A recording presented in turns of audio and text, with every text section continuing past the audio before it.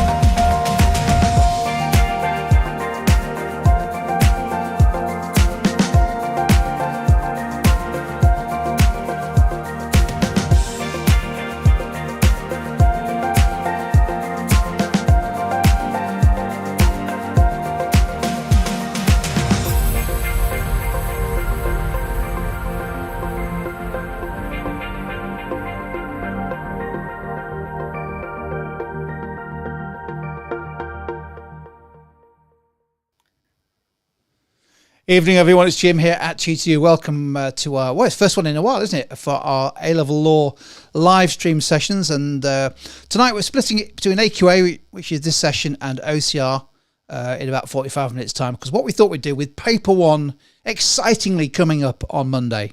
You've had to wait so long for the first A-Level Law paper, unlike some other subjects. We thought we'd just give you a chance to ask any questions you've got about paper one coming up. Could be about exam technique, it could be about cases, it could be about advanced information. Who knows what the questions are? I've added a few into the live chat that we've had pre-submitted by some of the students on the Grade Booster course, so we can use some of those. But please do use the live chat. Any questions you wish, other than what's going to be in the exam and what questions are going to turn up, because no one knows. So we'll do our best to answer them. And so welcome, Dan and Liz. Great to see you. You too, Jim. Hi. Nice to see you again. I know. So we last met at our Grade Booster event in Birmingham, didn't we? Which is a fantastic law event. Really enjoyed that. Anyway, here's how the format works. We've got about half an hour. We do need to finish in half an hour because the OCR lawyers will be, the OCR law team will be, not the OCR lawyers, will be banging the door down trying to get in. We've got a few bits and bobs on some slides that Liz and Dan have put together if we need to dip into those, or we can just work our way through the questions. And so why don't we just get on with that? And I think Anita's the first one that's come into the live chat already tonight. Let's stick it on the screen there. Dan and Liz, I will mute myself. Over to you, and let's crack on. Well, Liz, you can take the first one, I reckon. Oh, okay, thanks. So Anita has asked, which is a really good question. So the advanced information includes law and society. Do I need to know every theory involved? That's a really good question. So obviously remember that AQA, one of the good things about AQA is that you know the specific topics per paper.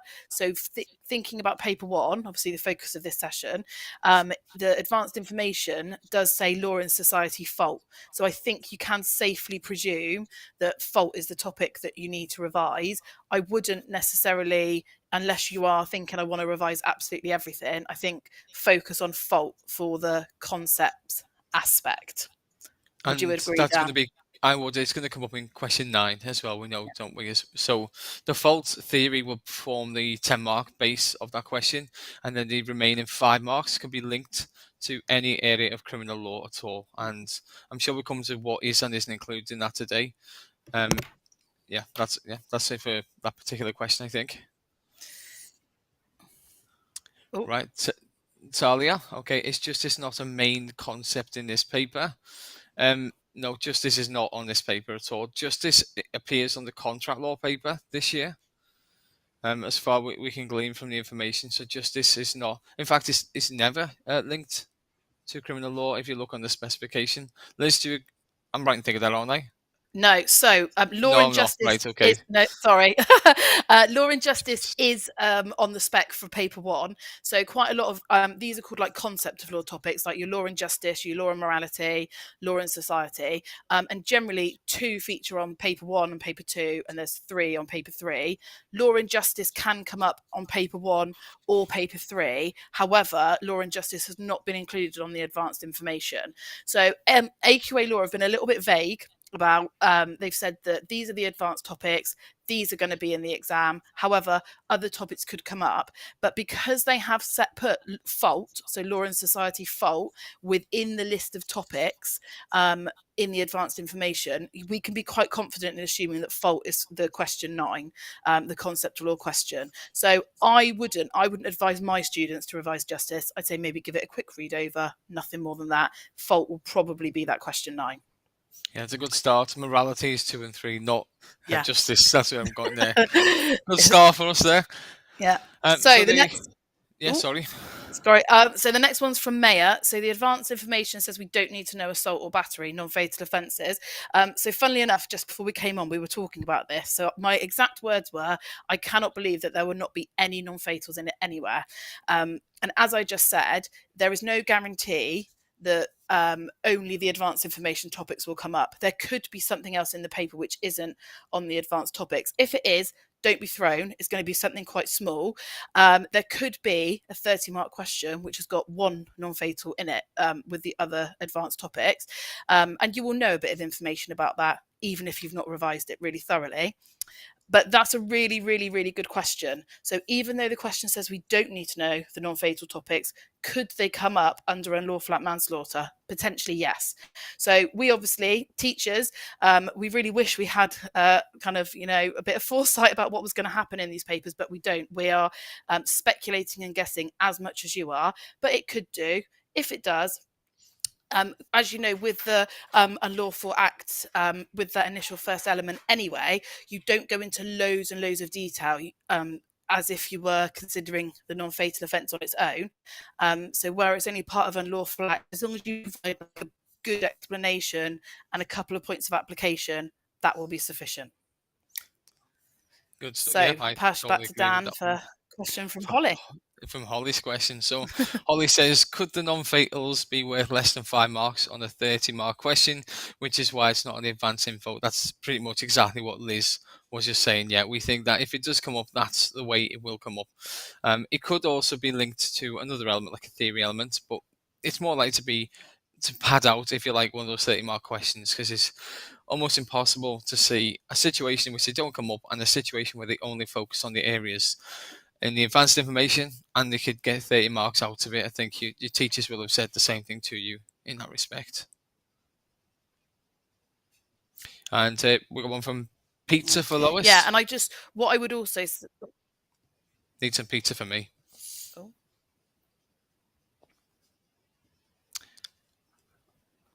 Looks like Liz's internet is just a bit dodgy. So, Dan, do you want to take this one? Absolutely. I'll pick this one up. So, would you suggest revising all non-substantive topics or only the ones on the advanced information?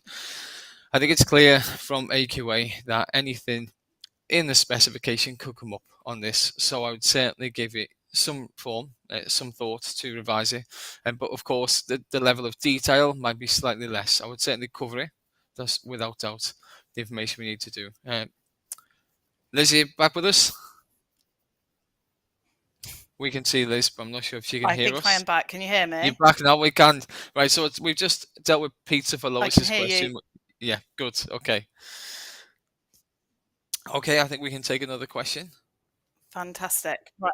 So yeah. Okay. You can have this one, Okay. Liz. So there's one from.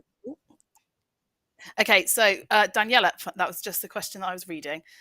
So, will there be other ELS in the paper other than the ones in the advanced info? So, ELS information can come up. There are 3 multiple choice questions at the beginning. You've got question 6, which is a 5-mark explain question on some aspect of ELS. And then it could also come up within the 30-mark question. There's 7 marks worth of question 11 as a 30-mark question, which is for ELS content. So possibly there could be, but it will probably be worth a really small amount of marks. So don't be thrown.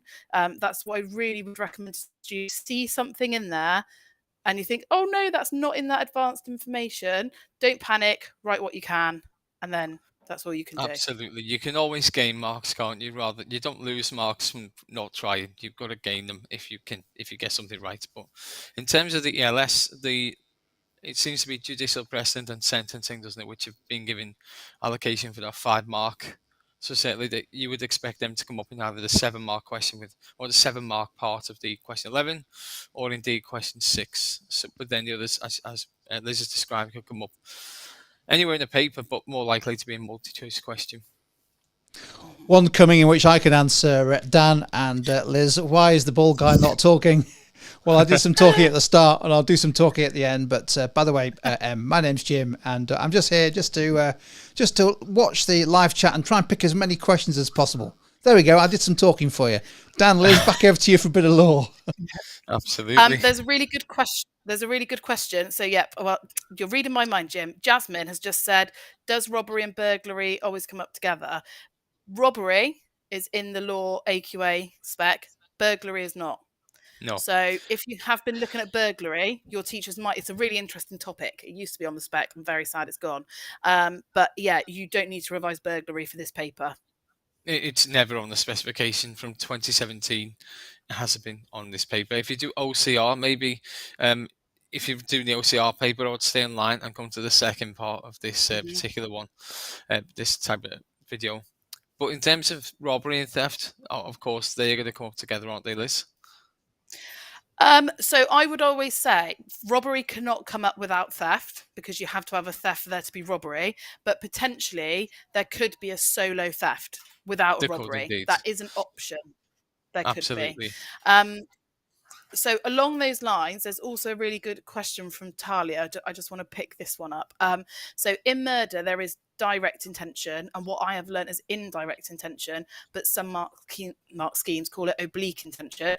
Absolutely wouldn't get it marked down for your way at all. Oblique and indirect mean exactly the same thing. So refer to it in whatever way you are familiar. And there might be a way of a teacher explaining this, so it helps people remember. Indirect is the opposite to direct, isn't it? Arguably easy to understand. So, as long as you're explaining the right tests, using the Woolen, Woolen, Nedrick, and so on, you're going to be okay. If you're using the right law and the most up-to-date law, you're going to be okay with that one, I think. And some teachers, I know, some people call it foresight of consequences. Absolutely. Which it is about foresight of consequences. So yeah, Indeed. whatever you refer to it as. Be fine. I think we had one for, underneath this question, Jim, from Talia.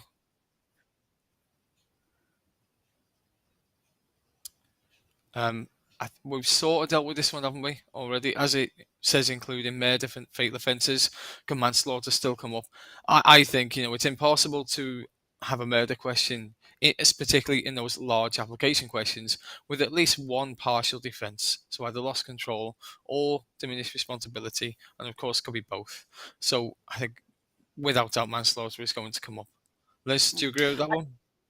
Yeah, I think what they've done in the advanced information is they've given a generic area. So like they've said, fatal offences against a person, including murder. So I think I would interpret that as you need to revise the whole of fatal offences, but definitely murder will be in there. So I think that kind of, it's like with paper 2 information, they've said occupier's liability can come up, with including the 84 Act.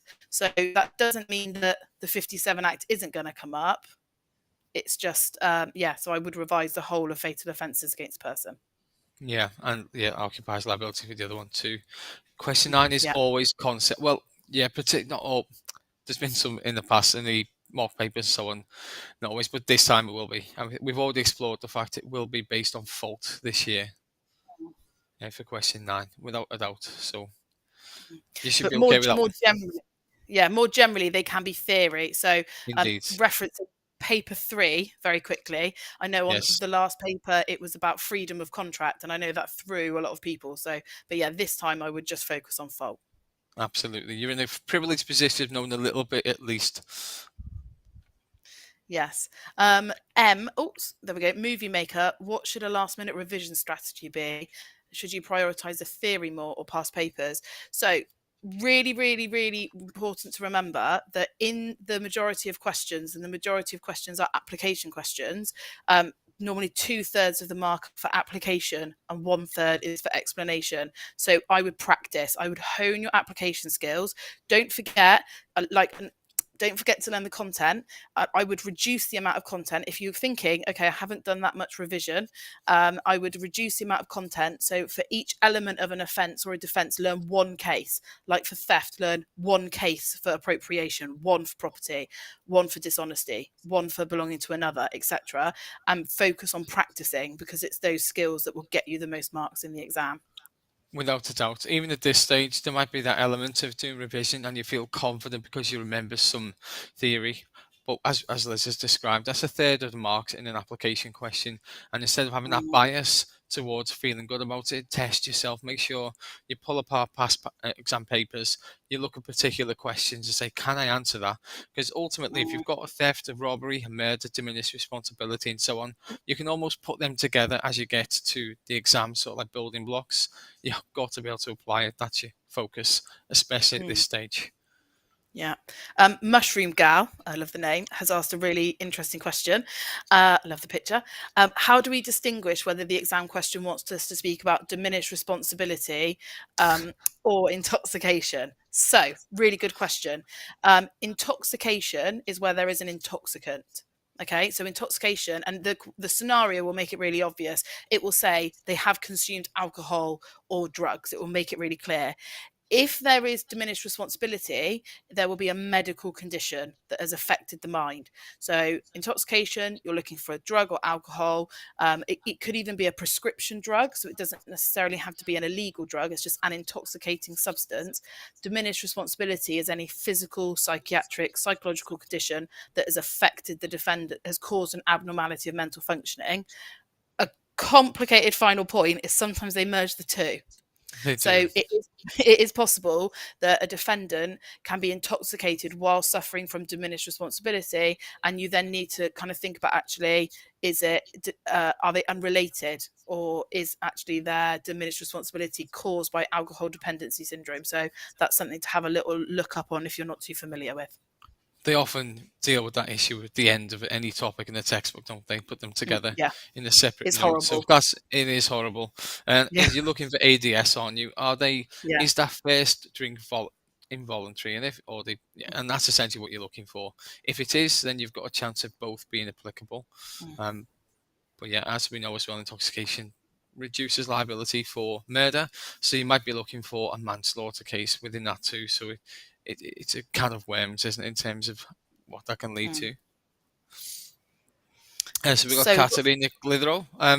What is the difference between insanity and diminished responsibility? So Liz, we knew this one was going to come up, didn't we? yes, we And did. as we were talking before, we suggested that insanity, well, I say Liz suggested that insanity is where in a scenario, the person has completely lost reason. So the inability to reason completely.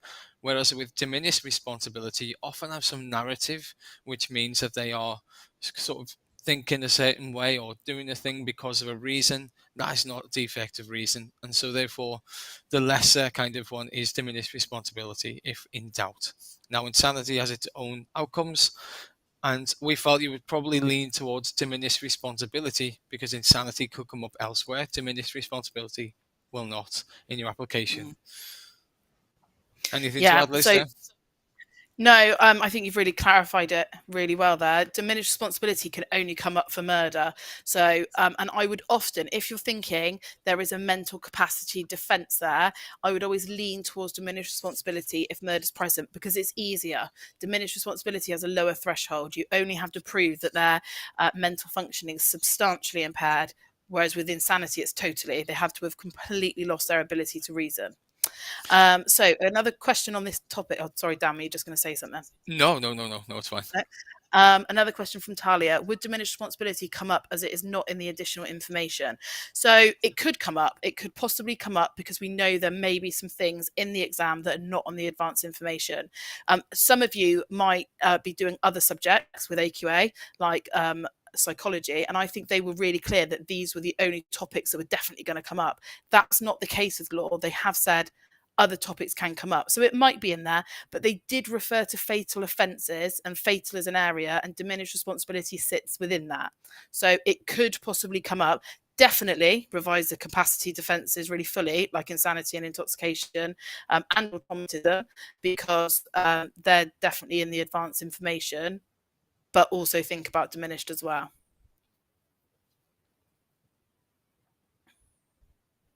I don't know if you can still hear me.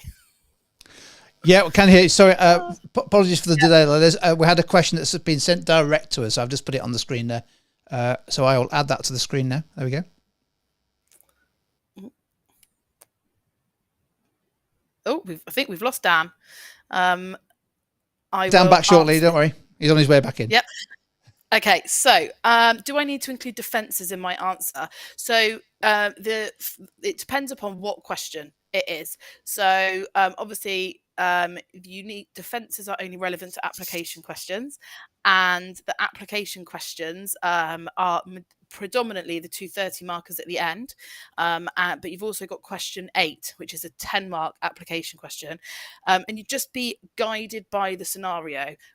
Something that's really challenging that students often find with defences is that in the question they won't refer to defences. So it will just say, consider so-and-so's criminal liability, and people often presume that just means what offence are they guilty of. Somebody's liability is determined by what offence have they possibly committed, and do they have a defence. So every single time you finish an offence, think, is there a defence? And what I often advise students to do is list all of the defences next to the scenario, and when you finish an offence, use that as a checklist. Think, okay, are they drunk? Is it intoxication? Have they got a medical condition that's affected their mind? Could it be insanity? Are they acting involuntarily? Is it automatism? So just remind yourself, and I really say this because and it won't be the end of the world if you do forget defences, because I forgot defences in my criminal law exam in my A-levels, and now as a law teacher, so it obviously didn't end that badly, but do remember them at the end of offences. If anything, richer for the experience, Liz. Yes. So with Olivia's question, I think this is pretty similar, isn't it, to what was just discussed? Do you apply insanity, intoxication, automatism only for involuntary manslaughter? The short answer is no, you don't. As Liz discussed, then the only defences which you can use for a specific offence are diminished responsibility and loss control. All the others could come up in any other situation, so make sure you're aware of that. It obviously depends then. Excuse me. It depends kind of how many issues there are in a particular question, but of course you can use most of them for all offences. That's why they're called general defences. They're general. Indeed. Diminished responsibility and loss of control are special because they're unique and special for murder. The rest of them are general, can widely plead them. Next question. So Oshi has asked, and this is a really good question: how many pages should a 30 marker be? Should we keep it minimal, straight to the point, or write a lot? So there is no, when an examiner marks your question, they're not looking for a certain number of words. What they're looking for is information. They're looking for your ability to accurately explain the law, and you have got to be quite concise about it, because as I've said, like in a 30 marker, 1/3 of your marks are for the explanation. So what you need to do is make sure that your explanation is concise and to the point and accurate, and also relevant to the scenario. So if you think about, for example, I was going to say GBH, but if I pick a topic that's in the paper, if you think about theft, for example, there's loads of different cases for appropriation. There's no point listing loads of them that aren't relevant. You list the one that's, you talk about the case that's relevant to the scenario. So in terms of keeping it minimal, keep your explanation concise and really, really expand that application, because that's what, when an examiner looks at an answer which has got thorough, detailed, extended application, that's what makes them think, okay, this is going to get us to the top band of the answer. Is there anything else you think, Dan? No, and you've covered that absolutely fine. Yeah. There was a question popped up about, do you think they'll mark more leniently this year? I can't see that. I can't see a situation where you would expect standards to be lower. The only differential I would guess is the grade boundaries. But again, I'm not convinced they're going to be too different than what would have happened in 2019 to now. The standards need to be high. Your expectations need to be, you need those full answers. And of course, yeah, I can't see, I can't see lenient marking. No. No, and I think something just to mention is that the marking is the same, whatever happens every year. It's the grade boundaries. It's a very long, boring conversation. I think Indeed. the examples have indicated that the grade boundaries might be slightly more lenient, but it's also really worth pointing out that actually the grade boundaries are quite low anyway. If you look back at kind of 2019 grade boundaries and the actual percentage that you need to get in order to get like an A star, an A or a B, they are much lower than you would actually anticipate them to be. But what I would say is forget about grade boundaries, forget about the rest of it. You just focus your attention on revision. You just think, I revise as much as I possibly can. I work as hard as I can, and then the rest of it will sort itself out. Indeed, yes, that's it. It's all, you can do what you can do, and the examiners will be as fair as possible. Got another question coming in, which has been sent direct onto the Grey Booster course there, Dan, Liz. Brilliant. So we've got, how many cases should I include in the 30-mark question? Yeah, the age-old question. I would suggest you're looking for triangulated points, aren't you, when you discuss a point of law? So it could be that you get anything up to 10 in, if you will, but then you might also include statutes. It's not just about cases, is it? So if you're doing, specifically with tort law, you might do occupiers liability. That has, of course, got statutes and sections of statutes, and then we have Theft Act and so on. Diminished responsibility has its own sections of the Act. It's not always about cases, so I'm not sure it's a definitive answer. I tend to lean towards like between 4 and 5 per 10 marks, which would, you can do the maths from there. Liz, do you think I'm being too harsh or too lenient? No, I think, I always say to students, don't think about a definitive number. But I know if I'm a student, I'd be like, give me a number. I want that number. Yes, so I would also say that whenever examiners are marking papers, they're not looking for a certain number of cases. That's not part of the analysis. But within each area of application, you do need cases authority to get to the highest mark band. So actually, if you had no cases in it at all, you probably still could get quite a good mark. Obviously, we wouldn't recommend that. I would say, if you want a really, really high grade, I would say 10. Aim for 10, but don't count them. Just put cases in as you're working your way through. They indeed will come naturally. I think the key thing about case law is if you see facts in a scenario that you're facing and it's very similar to a case that you looked at in your studies, then quite obviously that point needs to be analysed, and that point would need a case. You're not looking for a case just for the sake of it, I would say, as long as you explain the law well enough. It needs to be linked to the facts of the scenario. So if you see somebody who, for example, has been abused by the partner, then you may raise a case which involves that, for example. So yeah, definitely link it to the scenario, not the particular number. We've got a good question from Katerina. Jim, if we did make a slide on this exact point earlier. So if we could possibly put that slide up about how much time to recommend per question. So the law papers and AQA law papers, what's really nice is that all 3 papers are the same format. 100 marks, 120 minutes.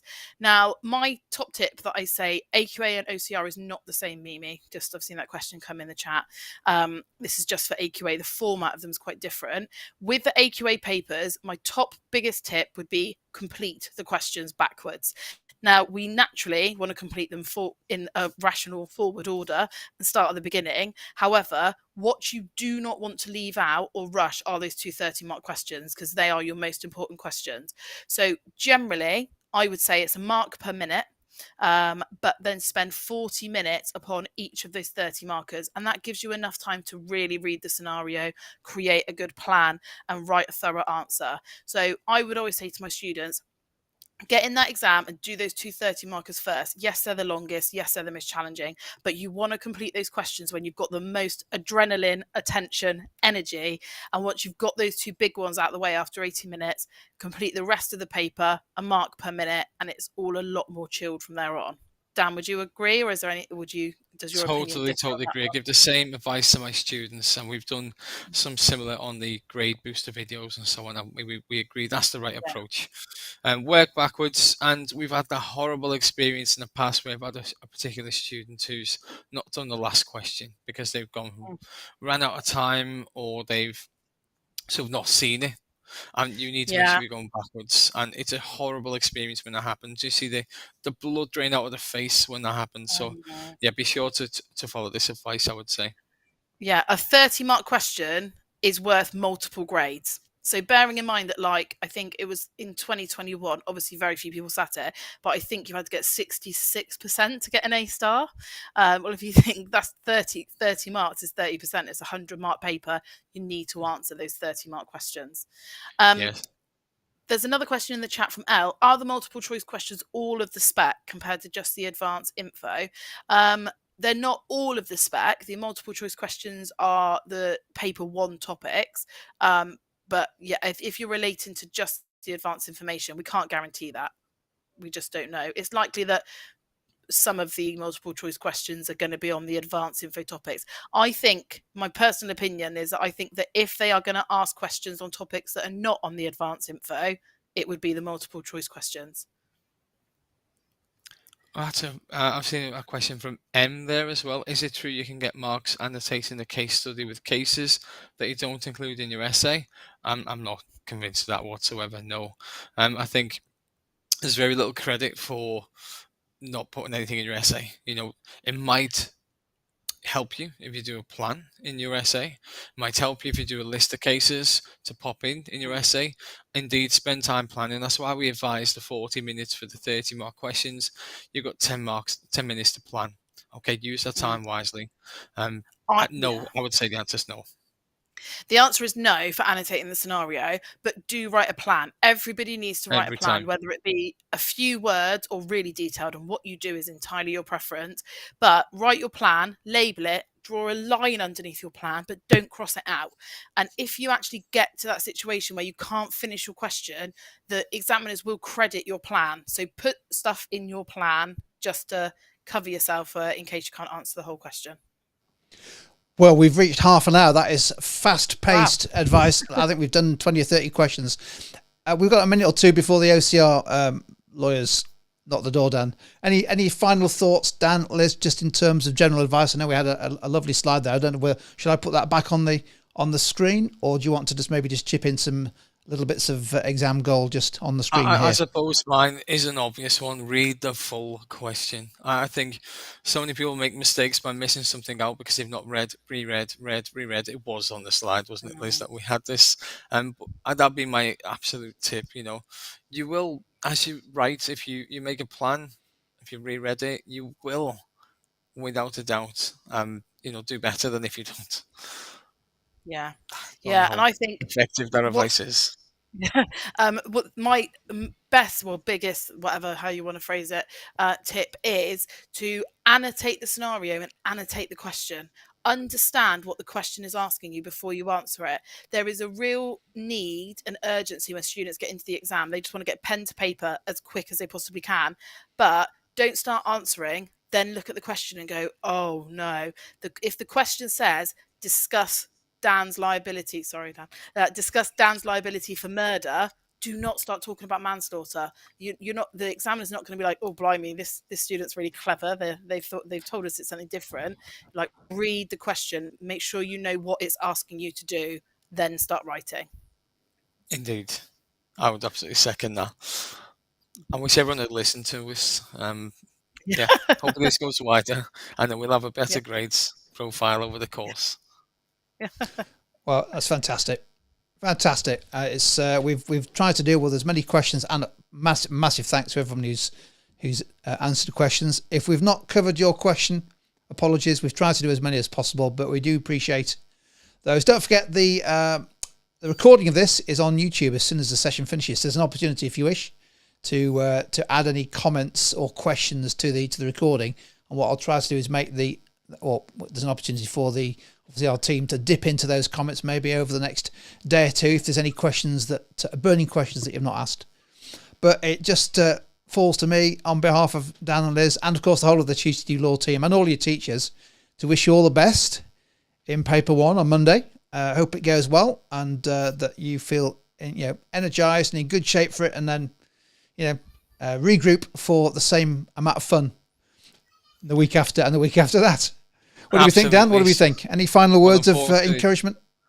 Well, I think, Liz, you were doing contract law, I think, or taught. Yeah. Both of them. Oh, what am I? Yeah, so I think we've got the same team for contract law and a different team for tort law. So that makes sense. Yeah. The dream team. So yeah, we'll be doing a lot. I say dream team. That obviously doesn't include me. So we'll be doing a. I think by the comments, I think it does. Me and you, Jim. There's a fan club there. Well, possibly. Yes, there is. Anyway, most importantly, all the best on Monday, and we'll catch you. We'll catch you all for a paper 2 and a paper 3 live stream, and go well. So many thanks to Dan and Liz, and we'll see you next time. Good luck, everybody. Thank you.